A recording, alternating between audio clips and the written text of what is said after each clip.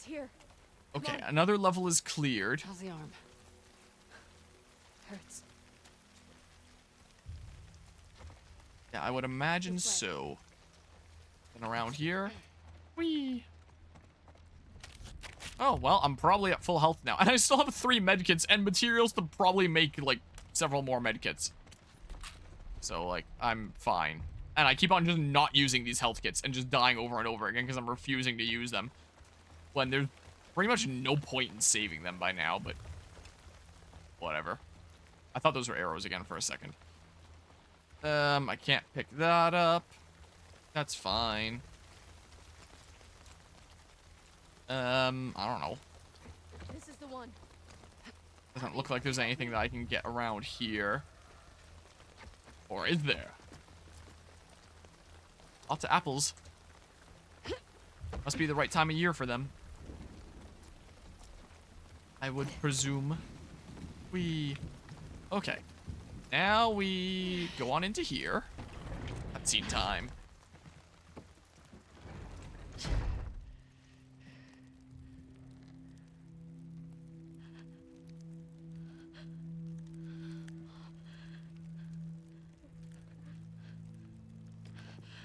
Oh, thank God. Did she do this? I just tried talking to her. I tried to make her understand. But she just kept yelling. She started chasing me. I tried to make her stop. I was just pushing her off of me. She hit the table. Listen. You were defending yourself. You did nothing wrong.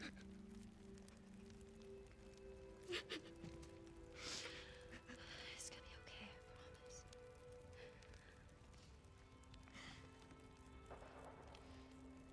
I want to leave. Yeah, me too. Come on.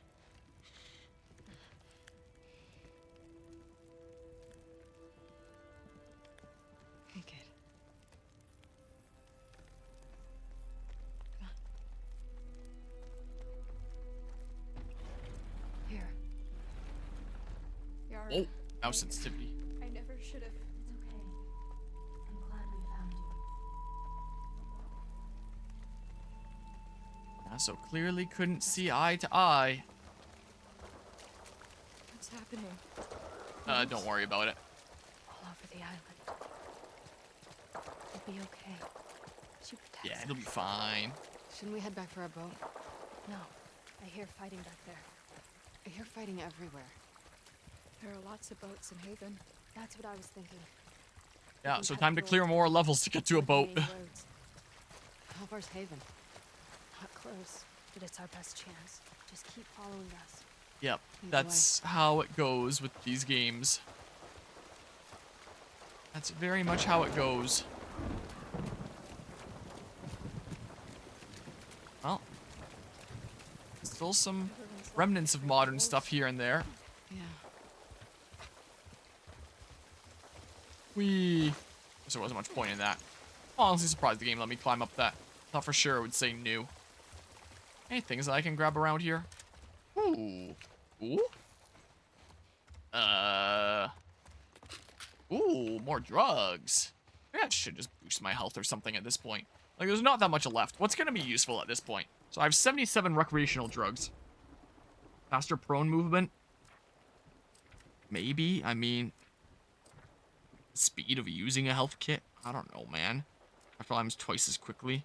Finding a craft in the fray or something like that. I don't really do that. These would be nice, and that'd be nice, but like... this is the thing that'll give me some immediate use. Maybe I'll be like 3-shottable instead of 2-shottable. I don't know if that increases my health. If I got 3 more, then I'd be able to do the steady aim. I don't know if the additional health that I just got, like, is just space that I can heal up to, or, you know, what that gave me, How's your arm? that actual health, Arm's fine. rather than just the capacity for it. Yara, I feel like my screen might have gotten a little bit blurrier, which implies that my health got lower percentage-wise. why would this happen? Or maybe I'm just going crazy. Our faith doesn't make us immortal. But I losses can't around really every tell corner. in Grounded. But our faith guides us. Find the strength to rise above. Shh, our medkits loss. here anyway, so like whatever, I guess. Oh. Yeah, I guess I'm not running, so I can't do the dash down or anything. That's down the street. So here's the bits of old society. Get inside, quickly. Don't mind if I go first. Not around here. Always worth having a look-see. So now we hear a bunch of WLF guys here. Any snacks in here? Oh, I can't melee right now. Won't let me. Still looting stuff. Can't be breaking stuff. Hey, look at that. Yoink. I'll take that. And then... I don't know. Under the door, quickly. Nothing else around here? But, like, I can't use that on anything here. Guys, I have so much stuff ungrounded. It's like just a couple levels left. And here I am still hoarding shit. We're leaving so many people behind. Tell you what, I'll start going guns a-blazing coming up here. Stay close to me. Okay. Once we get to like the final Seraphite kind of level and stuff here, I'll actually use stuff. I'll stop being such a maniac. Got to see what this game is like when I actually try. Abby, this way. Instead of trying to conserve everything possible. Oh, there's a horse. I couldn't figure out what that was at first. Any loot here? Nope. Whee! Last chance to stock up before the final level, I think. I can't turn on my flashlight anymore. Oh, I guess that's why. Anything over here? Like... No. Oh. Oh, now I get some parts, huh? Not like I'd be able to use them, I don't think. Can't use that for anything. It feels so weird and grounded here. Like, I really have not needed to conserve my resources anywhere near as much as I have. There's so many crafting materials that just go to waste all the time because I don't friggin' use anything. So, like, if we want to talk about playing this game efficiently, I very much haven't been. I've been trying way too hard to be efficient, and in my efforts to be efficient have actually become inefficient because so much stuff is going to waste. So, you know, oops. Is that a... No, that was not a thing there. So, yeah, I think the way that I've been playing this game has not been the best. My efforts to make it the best, it has not been the best. Abby, Is what I've very much found out here. And right when I'm gonna get, like, super stocked up here again, Abby's story is gonna end soon, and then, like... You know, it's like, say goodbye to all that progress again. Brief segment as Ellie at the end of the game where it's like, hey, here's the stuff, here's your inventory from before. Do you remember what it is? I sure don't. Flashlight on again. Ooh, there we go. There's a thing that I can pick up that I know is definitely not going to be used. But I still want to go around trying to loot everything because I'm out of my mind. I just cannot help myself but play this way. This way. Scene time? Got one! Abby?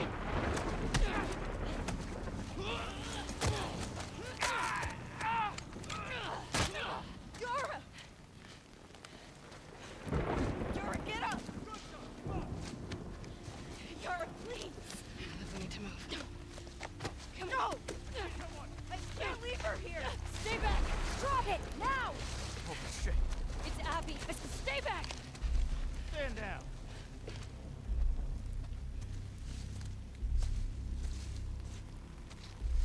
Isaac. What the hell are you doing? I need you to hear me out.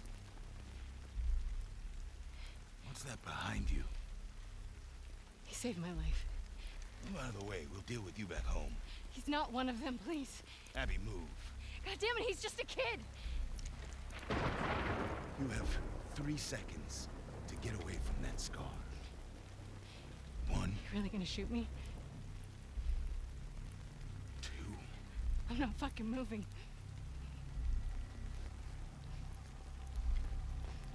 No! What the fuck?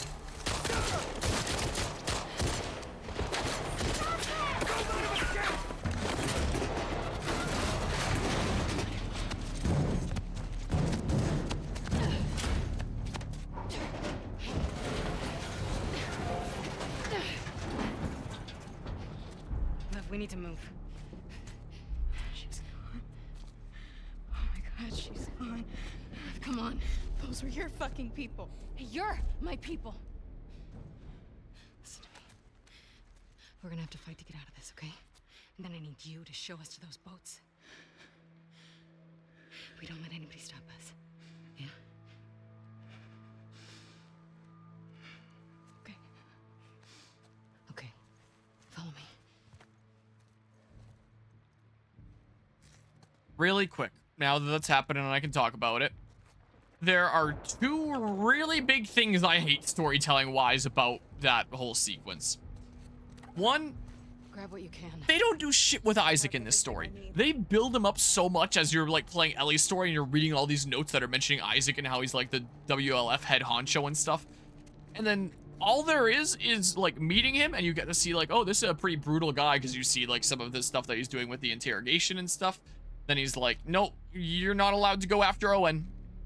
And that's that whole scene. And then he shows up here on Seattle Day 3 and is like, hey, get away from that scar. We'll talk to you back home. And then he dies. And it's like, okay.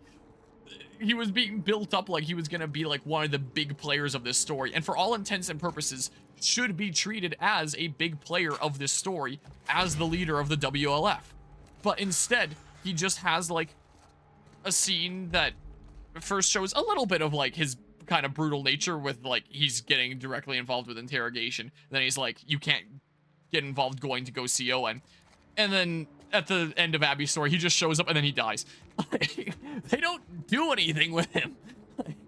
It's so weird. But yeah, sure hope next game isn't gonna kill Abby because Neil Druckmann wants another female protagonist. What, another one's gonna come into the picture after Abby goes out or something? Or if they end up continuing stuff with Ellie or whatever direction they're gonna take things. I have no idea what way they might end up going. So that's one thing that I really dislike storytelling wise with that sequence. And the other sequence, like, is why that woman gets shot. So we're with the WLF, the Wolves. These guys are with the Seraphites. And the Wolves and the Seraphites, they're bitter enemies. They kind of hate one another. They want to kill one another. There have been attempts for them to get along and make peace and stuff like that before, but the treaties have always fallen through because one side, like, ends up killing one or the other, and then it goes back into, like, full-on conflict again. So the Wolves are here on the Seraphite Island because they want to kill all the Seraphites and end the war that way. But we've been adventuring together with these two Seraphites because they saved our life and we saved theirs, and we're like, hey, we're friends now, we're helping each other out. Like Abby just said there, you're my people and stuff. So the head honcho of the Wolves there was like, hey, what the hell? You're protecting these scars. What's going on? Since they call them scars. Like, what the heck? Get out of the way. So the other one got shot because she was a Seraphite and they were just killing them on sight because they're raiding this island and stuff. And they're like, what the heck? Why are you protecting them, Abby? What's going on here? So anyway, the other thing that I dislike is Yara's very sudden kind of death there. I know that with deaths, this game tries to make it clear that, like, no one is safe and that anyone can die in, like, a split second. Like, there's very unceremonious deaths pretty commonly in this game. Like, Joel's death was a very ceremonious death. But a lot of deaths in this game are very unceremonious. Like, Jesse, he comes... Yeah, I know, it's right there. Like, he comes out of the door, he immediately gets shot in the head. Or, like, Manny, who just kind of showed up and then died immediately after. Where it's like, he goes around the corner and then Tommy shoots him in the head, and it's, like, just sudden like that. And you could argue that it's kind of realistic in that sense. And yeah, it's basically fascists versus nutters, essentially. You could argue that it's kind of realistic, where it's just like, yeah, it'll just suddenly happen out of nowhere. Like, that's just what happens. That's the real world. But with Yara specifically, right after we go on this rescue mission to save Lev, Yara kind of immediately dies there, at least as the one to, like, take out Isaac at the end there. But the thing is, for her to die on Seattle Day 3 here, after we just spent literally all of Seattle Day 2 on the story purpose of getting her, like, medical supplies. Like, I guess you could argue that there's story purpose with, like, Abby getting to know Lev and them getting close and stuff like that. There's that story purpose. Like, I'm not trying to say that, like, medical supplies is, like, the only purpose to the story. And, like, you know, establishing that Isaac wants to talk with Abby because, like, she's been missing for a while and, you know, the WLF is trying to take her into custody. So there's, like, some storytelling bits. But in terms of what we actually do, it's just go get medical supplies and go and help out Yara. That's the entire day in terms of, like, things that actually happen. And, like, I guess you could argue, like, the whole scene with, like, the WLF wanting to take Abby into custody and, you know, bring her to Isaac and stuff like that, storytelling-wise, in terms of things that happen. You can cut out all the fluff, like going across the sky bridge, all the stuff adventuring with Lev, going against the Seraphites, sneaking through, like, the lower levels and fighting the Rat King. All of that stuff is, like, you know, you can cut all that out, and the amount of things that happen is still the same. You spend an entire day and so many hours on doing that, and then, like, just a few hours later, the game's like, yeah, she's killed off. You go past all of these levels, killing so many guys. You go into ground zero for Seattle. You have this super big boss battle against this super massive zombie to get her the healing supplies that she needs. You go on this crazy adventure to do that. And then the game kills her, like, right after. And it's like, was Seattle Day 2 just, like, an entire waste? And I mean, maybe that's what they're going for storytelling-wise, to be like, yeah, realistically, maybe you will try to put in a bunch of effort to save someone, but then they end up dying anyway. Like, you never know. But when you go on this entire adventure and, like, even go down to ground zero and face, like, these crazy boss battles against, like, the oldest of the infected and stuff like that. And then the immediate next day, the game tells you, yeah, it was all for nothing. It does nothing for you. It's like, really? Uh-oh. All right, here's the next level. Is that the Game of Thrones method? I've never seen Game of Thrones before. I heard that it got kind of crazy with, like, the last couple seasons there. But it just, as a player, like, both as someone experiencing the story where it's like, you went through all that stuff and then all that progress is just like, yeah, it doesn't matter. But especially as a player playing a video game where it's like you did all this stuff and then the game tells you, nah, it didn't even matter. It just feels really shitty, you know? I don't quite like that. And I remember when I was playing this game the first time, I had ended up liking Yara more than I did Lev. So when I saw that Yara was the one that died, they're like the responsible older sibling and not the younger sibling that went out on a clearly fruitless, you know, effort there to go see, you know, their mother and stuff like that, that clearly was never going to end well and clearly didn't end well. And now you're stuck with the one that is not making the smarter decisions. The responsible one is the one that died. And again, it makes sense storytelling wise there, but as a player, I was just like, man, really? Like, reflecting on it later, it's like, okay, yeah, it makes sense. I get it. But, like, it is kind of frustrating. And maybe, again, that's what they were going for. It's all about, like, life isn't fair, and sometimes things just happen like that, and, you know, this kind of post-apocalyptic world. But it just doesn't feel great as a player, where you put in so much work towards one thing, like spending an entire in-game day on healing a character that just immediately dies the next day. It's like, oh my god. And again, you can almost completely cut out Seattle Day 2, and it makes no difference to the story. Like, if Yara just never got injured, you could realistically cut out Seattle Day 2 from Abby's story, and you get essentially the same story. The most important things that you miss out on are some bonding time with Lev, and the friggin' fact that Isaac wants to take Abby in, because he's like, what the heck, why are you missing? That is what you kind of miss by taking Seattle Day 2 out of the plot. So, because it doesn't matter ultimately, it starts to feel more like filler. And, like, there wasn't that much for Abby to be doing throughout her story. And they were like, let's just make Seattle Day 2 all about going on, like, this fetch quest for medical supplies that we already decide beforehand isn't gonna matter. So, like, it feels like we have a day in the middle that gives, like, you know, more gameplay and more levels to play, but story-wise doesn't really do much, you know? But yeah. Hey, you care about this character? Well, that's too bad because they are dead. Well, I don't mind games doing that. But, you know, I kind of mind if it's like, hey, let's put in this thing that has almost nothing to do with the story, so many hours of gameplay that lead up just to keeping this character alive, and then we're going to kill them anyway. I probably wouldn't mind that much if more things were being done with a story during Seattle Day 2. But because because it literally feels like padding, it just feels like a waste.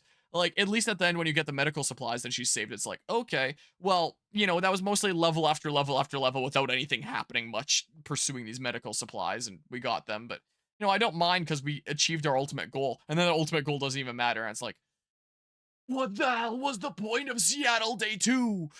I don't get it. Like, they could have just not had her be injured and then cut out Seattle Day 2, and it makes not too much difference to the plot, I would argue. Again, like, we would miss out on Isaac being like, hey, we're trying to bring you in, and, like, some bonding time with Abby and Lev, establishing them as, like, a duo, and, you know, Abby helping Lev in some ways, Lev helping Abby in some ways with, like, the whole fear height and stuff like that.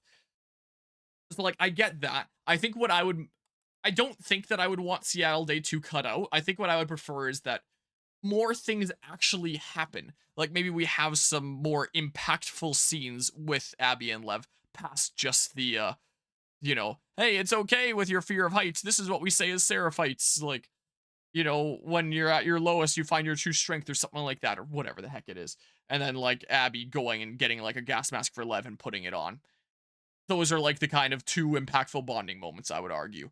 If we actually had something a little bit more substantial, because this game does attempt to draw a parallel between Joel and Ellie and Abby and Lev. It tries to do that.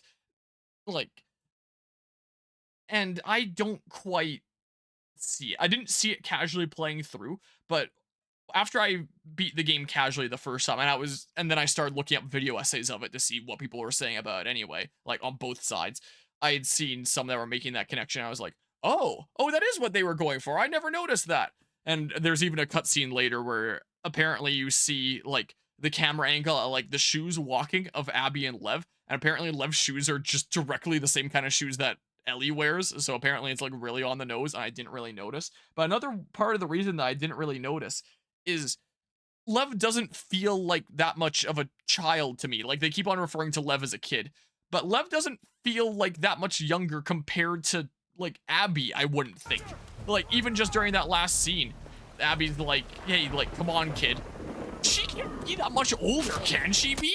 Like, so it doesn't feel quite the same. And I heard in some of these videos that I watched that apparently Abby's physique was going to be a little bit more, I don't know, what's expected is, like, a more standard kind of body style. But partway through, they decided that they wanted to, like, super beef her up to make her more similar to Joel. And, like, gameplay-wise, they wanted to make her feel kind of like Joel. Like, here she is, like, punching enemies and stuff like that with the melee attacks. And it's like, okay, I kind of get it now. But as I was playing, I didn't really see that, because it feels like they are both, like, it does clearly feel like Abby is older than Lev and stuff.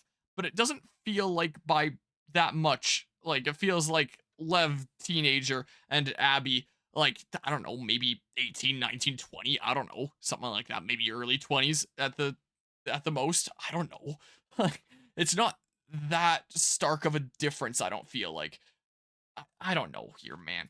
I don't know. I think Ellie in the first game was supposed to be like 14, but looked like a really small child. I don't know how old Lev is supposed to be, but feels like more of an adult physique-wise than Ellie felt like in the first game. I don't know. Let's not play on autopilot and accidentally quit the desktop here.